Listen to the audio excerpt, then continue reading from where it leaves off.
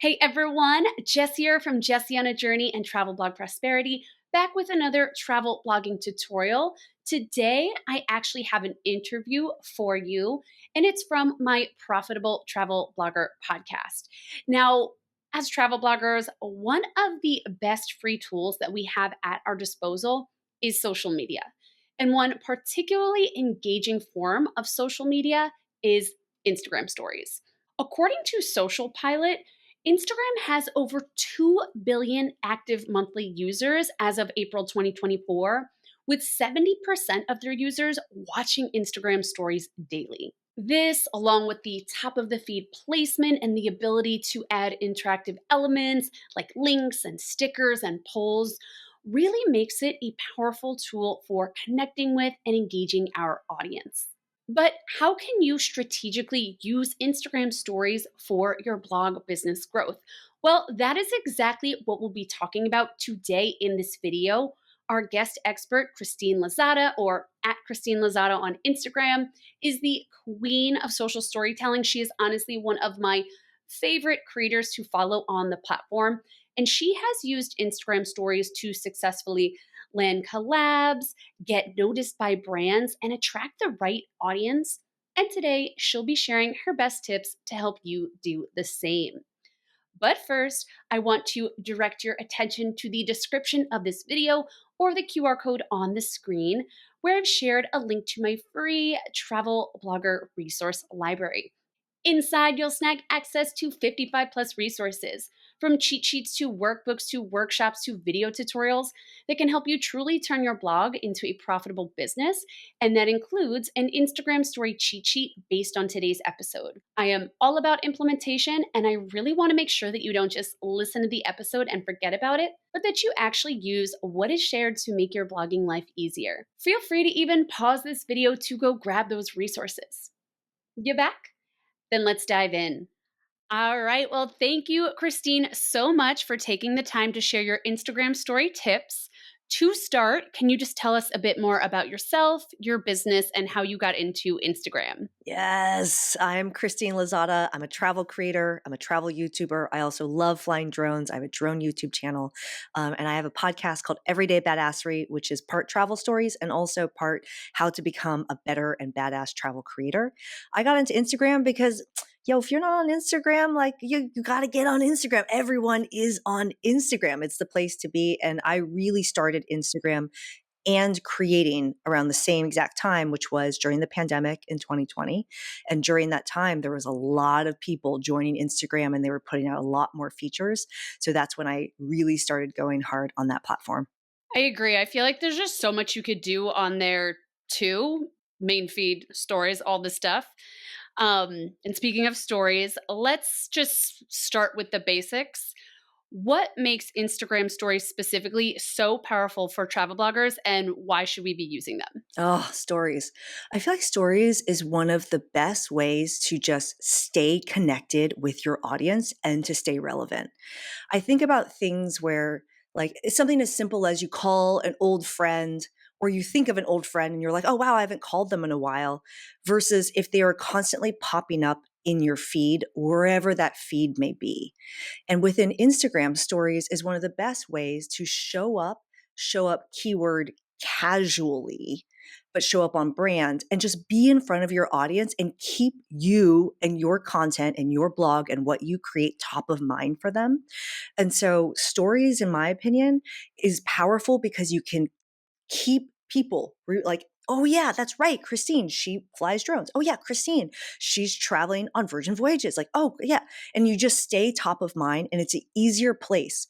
Writing a blog takes a long time. Posting an Instagram post takes a long time. A lot of other things takes a lot of time, but stories can be powerful because they're quick and they keep you top of mind. Yeah, and I feel like once I start watching someone's stories a little bit, if I see the little like circle, I'm like, it's almost like a habit or an instinct to click and see what they're doing, even if it's just a quick slide, like unedited, whatever. I just have to click it. Yeah. And that's the key word there, right? Unedited. It doesn't have to be this complicated thing. It can be a super simple thing because, no one's going to be staring at your content and evaluating and critiquing your content more than yourself. Stories is one of the easiest places to show up unedited, unfiltered. And so, as you said, posting to Instagram stories can help travel bloggers get seen, but what are some other goals that they can achieve with Instagram stories? Oh, there's so much. I feel like I just came back from a trip in which Instagram stories alone has opened up the doors for me in so many different ways. I see stories as being kind of three like having three key things that they can do. One is the not just being seen and staying top of mind by your own audience, but a way of being seen by potential partners that you want to work with or brands you want to work with, or fill in the blank, but getting the attention of other places, which we'll dive into more in this episode. But the last one that it can do is honestly, it can help you from a creative standpoint. A lot of times I see posting to Instagram stories as a creative challenge, a quick creative challenge every day where I'm practicing my storytelling techniques. And it's a place where you can practice that and just show up without having to spend a lot of time on it. But it's a great way to help you achieve that. And then I would say, actually, so let me put in a bonus one, a fourth one, not just tagging in the places that you want to potentially work with, but tagging in the people or the collabs that you're currently doing. For example, I already know I'm going to take a quick photo of us right now podcasting and I'm going to post it and tag you in. And my guess is, of course, Jesse's going to share that. And when she does that, her whole audience will be like, oh, like who's Christine? And then you have a very relevant audience to my audience. We're both travel creators, bloggers, travelers, and it's a relevant fit. And of course, I want to be seen by your audience. And of course, I want my audience to see you. And it's a great way for both of us to grow together. And you gave so many examples of using it to grow your business, and actually an example of sort of like an off the cuff piece of content. But I'm curious, how do you go about deciding what to actually post? And do you have any sort of content planning strategy for Instagram stories specifically? Yeah, I do. So I would say there's kind of three ways that I think about like what am I going to post. And even though I'm going to walk you through these three, I don't want you in any way to think like, oh my gosh, she must have a content calendar for her stories, or she must be spending a lot of time on this. No, these are just sometimes I'm just jotting maybe a quick note for myself, but it's very rare. The three buckets I think of are one, just brand loyalty. And so it's not keeping top of mind and like posting about yourself per se, but it's more about deepening the relationships with the following you already have. And for me, it's, showing up authentically as myself in the realm of where am I traveling, travel tips, all that travel information, drones, badassery, right? Like I'm staying within my content pillars. And so it deepens that relationship because anytime I post a story, you should naturally be saying like, oh, of course she's posting about that. Like it's so on brand. Like my stories are very on brand all the time because those are the content pillars I talk about on Instagram. The second thing is it's a great place to share your content. And so it's not just a dumping ground for, I wrote this blog post today, I made this YouTube video today, like, and link, and that's it. It's like sometimes it can be telling the story behind it. I might create a quick Instagram story of like, you see me editing a video. Like, hey, by the way, like I've been working hard on this edit, like stay tuned. This video is dropping soon. And then when it drops, maybe like you'll have the Instagram story of the link to that YouTube video or the link to that blog post. Maybe there's a screenshot of it to help build out that story a little bit more so someone knows what to expect of what's out there. So sharing your content is a second thing. And then the last one is about growth, which is tagging in others, whether it's those brand partners or it's the people, you're collaborating with or traveling with or whatever it might be. But that's like the three ways I think about what I post. So it's like, how can I build my brand loyalty, continue to stay within the pillars of what I talk about? How can I share the content I'm creating in a fun, casual, easy way? And then how can I grow and continue to tag in others, whether I want to work with them or I want to be seen in front of their audiences or share those people who I'm traveling with? Is it kind of like you're starting with the end goal first and then working backwards? Or do you feel like you're usually getting inspired first and then thinking, how can I add a call to action to this? Or maybe it's a little bit of both. It's a little bit of both. And to be totally honest, um, I'm sure you can relate to this from a solo female travel perspective, but a lot of my stories are not real time. They're a little bit delayed. So I've had some time to think about it. But if I'm totally honest, and I'm sure we'll talk about kind of process in a little bit, throughout the day, I'm just capturing small things here and there, like a photo of this, or, a screenshot of that, or fill in the blank, whatever it is, or a video of this. And then I just dump it into a single album that says, it's literally called Stories Today, or Instagram Stories, or whatever, Stories for this week, or whatever it is for my album on my iPhone. And then, when it comes time to post the stories, I'm literally just glancing through it and I'm like, what's a good story in here? And then that's where I start from. Sometimes though, you might be on a campaign, or you might have a content piece you really want to push. And then obviously it's just naturally you just will go to those things. But I'm capturing things throughout the day, saving them in a folder, and then being thoughtful. And I'm not saying thoughtful for an hour. I'm saying thoughtful for 10 seconds around, like, what should the story be today? Cool. Got it. And then I post it. Now, when looking at our Instagram story analytics, there are a few main things I think creators look at: reach, or how many unique accounts that have seen the story interactions, which looks at like likes, replies, and shares, and follows, which is how many people followed you after seeing the content. So I'm curious if you have any tips for increasing a story's reach, how many interactions it gets, and how many followers you get from a story. Yeah, of course. Analytics are so important to look at. And there are a couple key things I both look at and do to be able to maximize my analytics within those three. But I would say before we even dive into that, the first most important thing is just to show up and show up consistently. Like, your analytics aren't going to be through the roof on day one. And if they're not like, oh my gosh, they're not amazing on my first try, it's like, well, you kind of got to build up to it and also figure out what works for you and your audience, because it's different for everybody. And so the way I think about is reach is kind of the same thing I think about when I think of, like, how does Instagram as a platform reward the creator? They will reward the creator in the same way that any other platform rewards a creator, which is if you get somebody to spend more time on that platform, they will reward you by sharing out your post to more people, thereby increasing reach. And if you're like, hold on, what the heck do you mean by that? And how do you actually get that? The specific way I look at it is to maximize reach. First of all, my first story has to be the most engaging and most interesting story, whether that means from a visual standpoint or what it says or whatever it is. It has to be interesting enough that someone spends the time to look at the second story.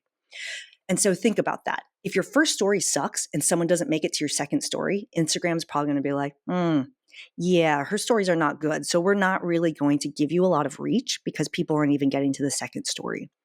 It goes beyond just two stories, though. I always look at what I call finish rate. Finish rate, and if you want to benchmark, I've heard this before amongst other people who talk about Instagram, which is 70% is a really great finish rate. So let's pretend you've posted 10 stories. If people get to your last frame, your seventh frame, and have not dropped off the map, then you have a good finish rate. You want people to get through basically 70% of your stories. Then Instagram will increase your reach. And so a lot of people ask, like, oh my gosh, like, how many stories should I be posting? It's like, as many. And I say the same thing about, right, answering these questions on a podcast, or what I say in a YouTube video, or what I say in my Instagram stories, which is tell your story and don't draw, like, don't keep going. Like, once your story's done, it's done. And however many frames that will take for you, that's the answer. A lot of times for me, it's only 4 to 5 frames. Sometimes it's 3. But also think about, what is a story? Is a story a single frame? Not really. Like, you're not really telling a story there, but it depends on what your content goals are. So reach, just focus on being visually engaging. Your first story has to engage people enough that they will move on to your next ones, and tell your story in a way that people will finish it out as much as possible so that Instagram will reward you by sending you to more people. The second thing is around interactions, right? So for interactions, the way I think about this is, how can you get people to either share your story, right? DM it to somebody else, or write something to you in the comments thing, so it DMs you. Or how can you, and this is one of the easiest tips I have for people, add a poll. right? Like, how can you tell a story that can add a poll? One of my favorite ways is when I'm traveling and, there's I ordered something and Jesse ordered something at lunch today. Take a photo in which both of them are in it and let people choose. Which one would you have? Like this one or this one? And it's such a quick way to get people to engage and have an interaction with your story. And obviously, Instagram sees that as more time spent on platform, and then, your reach will go up. So interactions, how can you engage people in a way, rethink about how you tell that story so it gets them to respond in some kind of way. There's so many new stickers now that will help people to get interactions. And then the last one is around follows. And so for follows, I always step back and I think about it and I'm like, when are you on Instagram? And it's like, you're on Instagram when you are not having a social interaction with someone, right? Like I'm talking with Jesse right now. I'm not scrolling through Instagram right now and doing something else. And so this is a social platform. And so follows, the way I think about this, is the more social you are, the more people will follow you. And follows can come from tagging people in, right? Relevant people in, tagging in brands, because those brands, I love tagging in brands. It's one of the easiest ways to get that brand to share you, and then their audience will share you. Same thing, with tourism board destinations or whatever it is when I'm traveling. I am constantly tagging places in because those reshares will help to grow your following. So that's how I think about those key metrics. Love that. And well, first of all, I want to point out one tip you shared that I think is just a good tip all around for content creation about the first slide being the most engaging. I know, like for blog posts or introduction, which I think a lot of people neglect, it Mm. needs to be enticing. And I know you say all the time with the YouTube videos, those first few seconds matter so, so much Yeah, to keep people hooked. I mean, people have such short attention spans nowadays. So it makes total sense. But really good tip, I think, to think about no matter what platform you are creating for. absolutely. And you talked about working with brands. So I want to get into that a bit. How have you used Instagram stories to leverage brand partnerships? You're gonna laugh because I'm gonna talk about pickleball, which is a brand pillar, not brand pillar, a content pillar that I've been playing with lately. And so I'm going to give an example because, especially for someone who's listening to this and they're like, man, like I don't do enough with Instagram. I'm not really there enough, like, or I don't have a following yet, or I'm just getting started. This is a great example because I was a nobody in the pickleball space, right? I just recently learned to play pickleball about a year and a half ago. And I was like, what if so first of all, I started playing pickleball, immediately got addicted, and then immediately realized like I needed like several $1,000s worth of gear and paddles, accessories, clothing, like, and I was like, oh, I want to do like pickleball vacations. Like I need all these, like, how am I going to get all of that? Right. Like I'm a brand new pickleball player. And I was like, what if I started, even so I did buy a paddle, but even when I was like playing at the courts and I would be like, hey, Jesse, can I borrow your paddle? Like, I want to try it. Like, I genuinely wanted to try it. I would also take a selfie of myself with it. Or, I was flying drones and one of my friends, we were playing at her private court and she was like, oh, will you drone our pickleball game? I want that point of view. I was like, absolutely. You want to know what I did at the end of that? I took a bunch of photos of me with different kinds of brands and gear with the drone, just super quick afterwards. And then what did I do?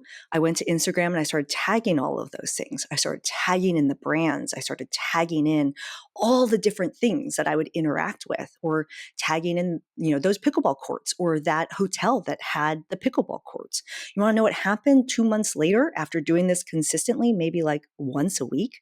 Which, by the way, I said 2 months later, consistently once a week, which is like not that many times, right? We're talking about like 8 times or something. I had the hotel partnership. I had the tourism board partnership for pickleball travel. I had I had a brand that rhymes with Fear Fox send me $2,000 worth of clothing and 6 paddles. I got all kinds of stuff. And this was just a result of getting their attention. I was so excited about this thing. Obviously, if you're writing a blog post, you're probably excited about that thing. Let your excitement showcase those things relentlessly and with no apologies, like tag them all in, because just because you tag them, it doesn't mean they have to do anything about it. It's simply just a little like tap, tap, tap on their shoulder. And it's such an easy way to get their attention. And so I just strongly believe it's such an easy way to get attention of places without really any skin in the game on your side. And so tagging in places is a must and can get you tons of brand. I'm just talking about pickleball. This has been like, I don't want to call it half my business, but I would say like 30% of the business and projects that I get are a result of tapping and tagging in places on Instagram. It's too easy. That's amazing. I'm curious, this is a little bit off topic, but when you are talking to maybe not one that you tagged in because then they're probably replying to you. When you pitch brands, do you usually go the Instagram route or do you usually do email? Oh, that's a good question. I always try to do email if I can, because I mean, you want to know who's in that brand or hotel or tourism boards DMs? Everybody, like everybody, everybody. And, Instagram is part of that tagging strategy, but if it makes sense, if I can, I'm also posting that stuff over to Facebook and tagging them in, or X, Twitter, and tagging them in, or Threads and tagging them in. I mean, I'm shameless about how I tag people in all kinds of places. Um, and all of that combined together it forces them to see you and acknowledge you. And so when the email comes through, in my opinion, if you're genuinely excited, and the stories are like genuinely showing your excitement about pickleball and the stories and the places that you're playing and blah, blah, blah, they're going to be excited to hear from you. Like, oh, wow, yeah, that's Christine. She's like the one that was posting about us. Yeah. And it's not like, oh, God, it's that girl who's like, won't stop tagging it. Like, they're excited, right? They want you to be talking about them. Of course, they want your audience to know who they are. They're excited to hear from you. But yeah, absolutely. Email if you can, which I mean, Jessie has all the great ways to learn how to find the right people to email. I know that. Find that in her course for sure. But yeah, email if you can. Yeah, I agree.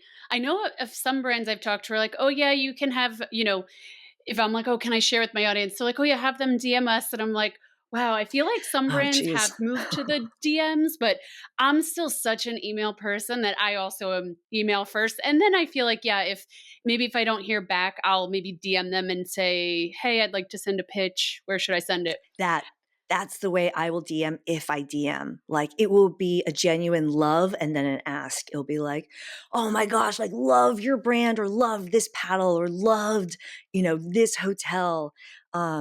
I have a really great idea to make a content piece. Um, but, are you the marketing manager? And if not, like, do you have an email address?" And that's generally the way I will send a DM, and I'll make it super quick, straightforward. And it's like, I have an idea for a content piece. It's not the, hey, love you guys, we should collab, which is like, oh my gosh. Yeah, and that's such a good because I know, so many people get kind of hung up on what to say in a pitch. I feel like even just hearing your voice, it's like lead with that excitement, Yeah. lead with that genuine, Yes. just excitement and interest in that brand, and that's going to shine through. Yeah, it really will. Yeah, it really will. Now, along with brands, you also regularly feature other creators in your Instagram stories. Do you plan out these creator content collaborations, or is that something that just more naturally happens? It's a great question. And it doesn't have to be something that's real time all the time. And so I'm going to give just a couple quick examples. I'll start with the example where it is planned, because sometimes you might be going on a trip. You and I went on an awesome trip together to Mexico. There were 3 of us total. So obviously I knew everybody's Instagram handle. That was very easy and straightforward. But I just recently came back a week and a half ago from doing a content creator retreat in San Diego, in which in the end there were on and off. There were 13 of us. I can't keep track of 13 Instagram handles. And if you don't type it exactly right, you're like, it never shows up. And so for things like that, there will be planning in the sense that, hey, can we create a quick Google sheet, or can we have a WhatsApp message that's pinned that has everyone's handles in there so we can easily grab them. So there might be planning in that sense so that everyone has that info at their fingertips so they can easily share amongst each other. But it's one of those things where, in the same way I talk about tagging in brands, tagging in all places, even tagging in creators, it's up to them whether or not they share. And in full transparency, like I'm tagged in on things at least a dozen times a day. Sometimes I'll reshare every single thing, and sometimes I might just reshare one, or sometimes I might not reshare anything because it depends on what your story is that day. Tagging them in gives them the option to be able to say, yes, this is relevant now. I can tag them, which is why I regularly do it. Because when you tag them this week, might not be a good time for them to reshare it because they're currently on a campaign for something else and they can't talk about that thing yet. But when you tag them in again the next week, it's like, oh yeah, it's time. Like, and then they'll reshare you and then add in their own additional stories to build on top of that. One of the creators I was with did exactly that. He reshared my one story and then built on top of that with a couple more. And so it depends, but knowing everyone's handle in advance is important from a planning perspective because Instagram's weird about making it difficult to tag someone in if you don't know their exact handle. But the other thing, and actually, this is a great one. If you're listening to this right now and it's helpful for you, tag Jesse, tag me in your stories. We'd love to see it. And I always tell people and encourage people, tag me, because not only do I want to reshare it if I can in that moment, but I also, I get a lot of notifications and I'll miss things if you don't tag me. And so when you ask people and open that door, people will tag you more often. And going back to, the platform rewarding people, if people are constantly tagging you in their stories or even in their posts or anything on Instagram, that tells Instagram something, right? And they'll start pushing your content more. And so those are the ways I think about it when I'm with other creators. I'm curious too, because we were talking about pitching a little bit. Do you ever do outreach for that kind of thing? Like reaching out to creators to collab through Instagram stories? Oh, that's a good question.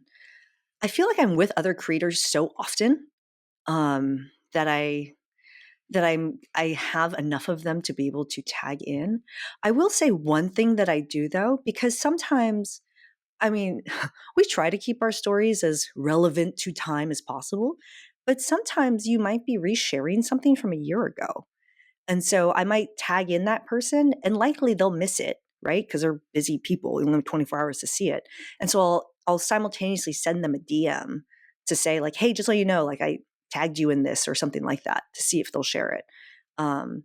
So I would say, yeah, it depends, but yeah, it depends. Yeah. No, I love that.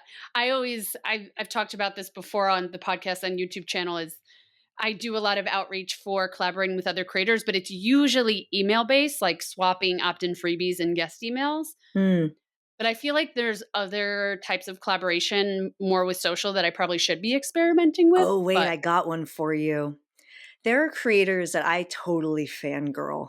So let's give an example of TravelCon.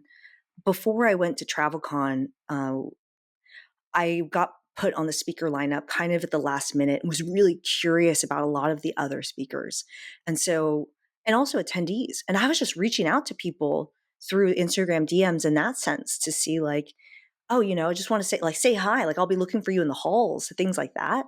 And sometimes I'll fangirl people's content and then we'll share it, like, hey, I got a ton of inspo from is actually someone that I love that you introduced me to. Well, actually, that I met on my own, then realized I'd been trying to meet because of you, is Scott from Bobo and Chichi. I'm such a fan of his video editing, his style, amazing.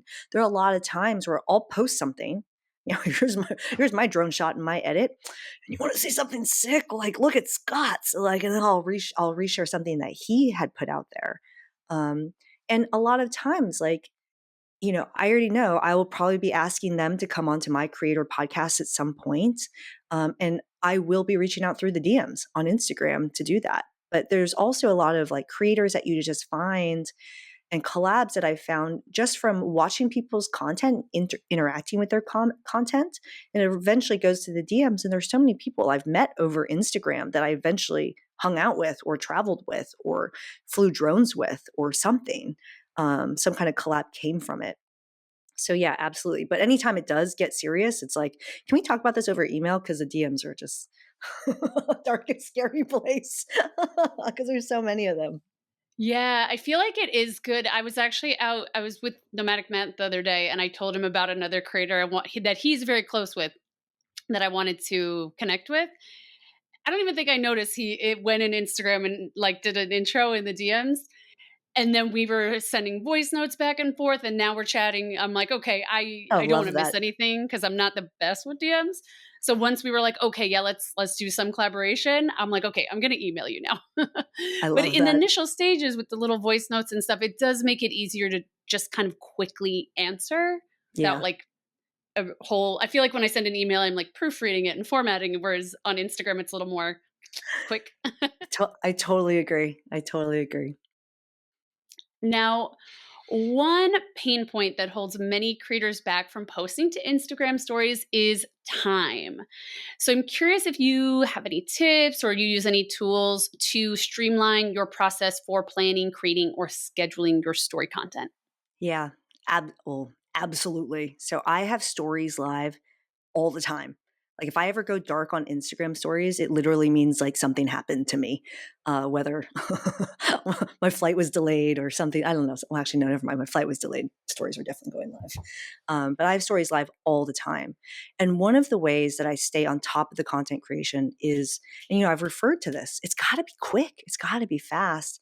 It's got to be authentic and it's got to be genuine.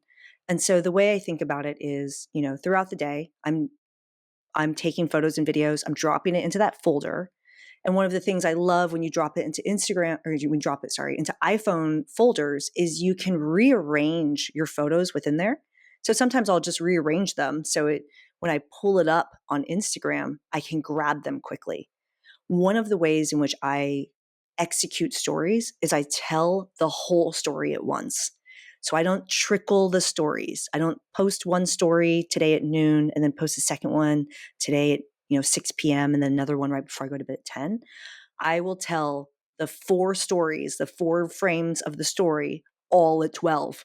And I'll do it again tomorrow at 12 and the next day at 12. I'm waiting every 24-hour period because when you trickle them, it makes it a little bit more difficult for the algorithm to understand the whole how to reward you and give you more reach if you're trickling your stories versus allowing someone to finish a set and then they have a story that they've been told and then the next day they get a new one, and they can spend tons of time on your profile versus 5 seconds here and then 2 seconds later and then 10 seconds later, just all at once.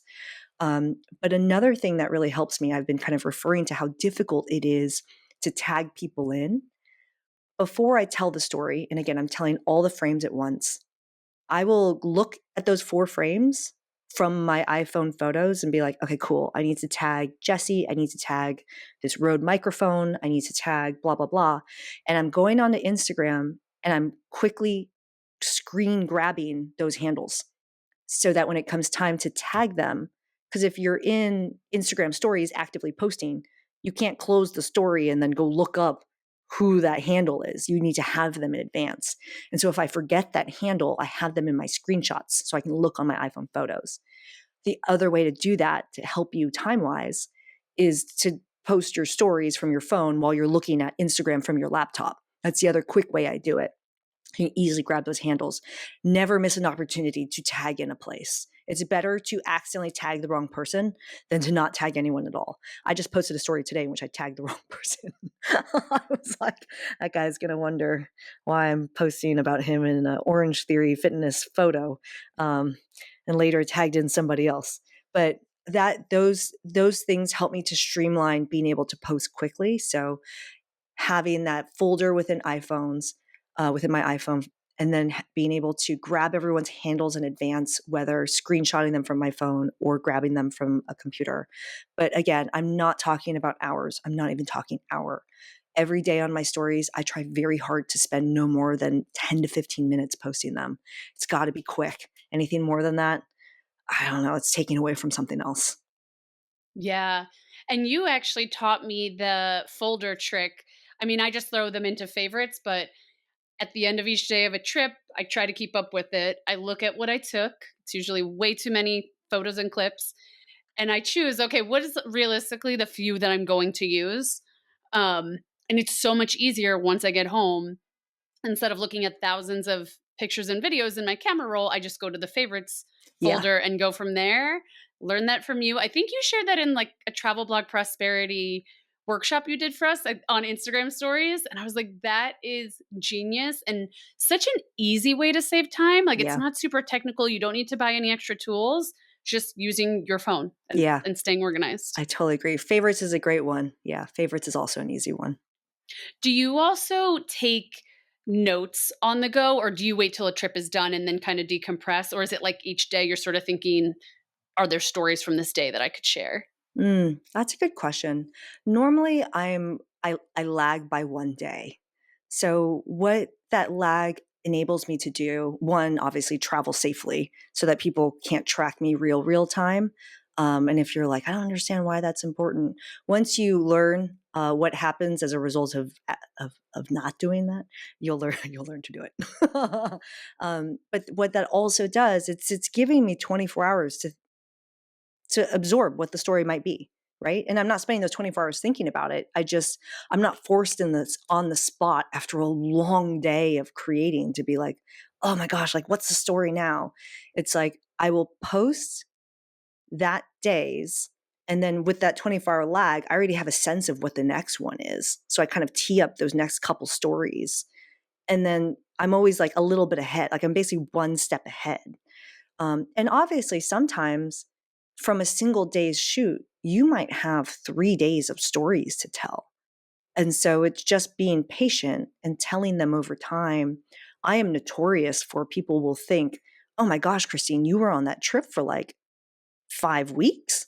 And it's like, well, and to be honest, I was on that trip for 2 weeks, but I talked about it for 5 weeks because I mean, here's a top thing. Like, how many times have you clicked on someone's profile to go look at their photo or look at their stories and they have posted 36, 45 stories? Like you look at the little dots across the top and you're like, I'm so stressed. You know, you'll start like to get through the first three and then like you start pressing really quick to get the next 10. And then by the time you get to 20, it's like, oh my God, this is too much. And then you just go to the next person's, right?